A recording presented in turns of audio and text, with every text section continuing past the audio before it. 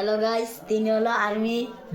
তিনি কতদিন ছুটি থেকে এসেছে শুনছি, এ নাকি আতঙ্কবাদীর আব্বা বলে, তাই আজ ছুটি নিয়ে এসেছে। আপনারা সবাই ওর জন্য দোয়া করবেন। ও যদি শয়তানের দাদা হতে পারে, আতঙ্কবাদীর এত বড় আব্বা হতে পারে, এর তৌফিকটুকু দান করে দিয়েন। আর যদি বড় হয়ে আর্মি যদি বেশি কিছু করতে পারে, বেশি যদি টিয়ার উচ্চার হয়, তারপরে ঘরে যদি বেশি টাকা পাঠায়, বন্ধুরা লোক যদি আলাপ টালাপ না করে করে দিয়া। আর একটা কথা বলে দিচ্ছি, এই আতঙ্কবাদীরা জোতা দিয়ে ভিডাম। লাইক আপনি লাইক করে দিবেন, সাবস্ক্রাইব করেন না। দিদি নানার মতন আছে